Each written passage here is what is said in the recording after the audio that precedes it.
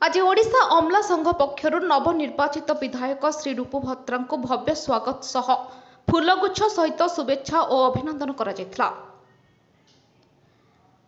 आज ओडिशा अमला संघ कोरापुट जिला शाखार सभापति शशिभूषण दास, संपादक संजय पंडा और किशोर चंद्र दास वरिष्ठ सदस्य मान सहित अमला संघर कर्मकर्ता और सदस्य माने मान्यवर कोटपाड़ विधायक श्री रूप भत्रा को सौजन्यमूलक साक्षात करथिले।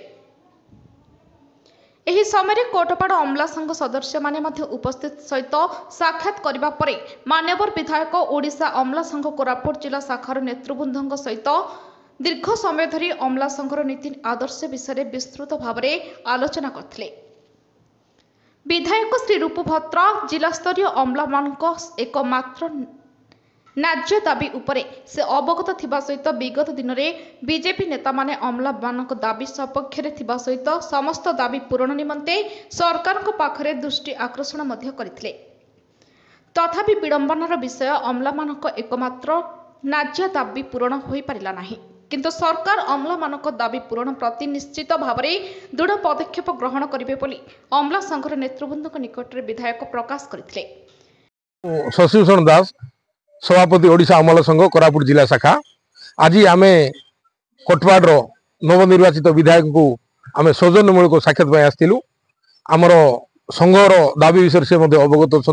गत दिन में आमर जो अमला मान एकमात्र न्याज्य दाबी कनिष्ठ सहाय मान 4200 ग्रेड पे उपर आम सरकार दृष्टि आकर्षण करने स्मारक पत्र देलु।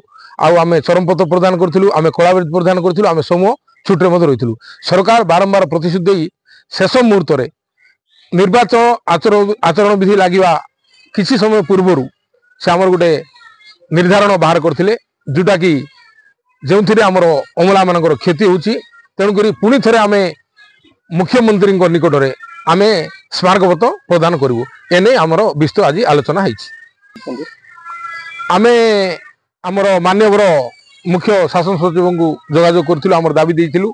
मुख्यमंत्री सहित आने आमर जो 5T सचिव से समय से तरफ प्रतिश्रुति देते प्रतिश्रुति जेहेतु पालन करना आम पुणी थे आउ थे नूतन निर्वाचित मुख्यमंत्री को आम आउ थे साक्षात करूँ, आम स्वागत प्रदान करूँ। एने आमर आलोचना होती। आज आमर मु ओडिशा अमला संघ कोरापुट जिला शाखार सभापति आमर संपादक संजय कुमार पंडा आमर कार्यनिर्वाही सदस्य माने आज आसछन्ति और एथिप्रति तांकर पूर्ण सहयोग और समर्थन रहिबो बोली प्रकाश करथिले।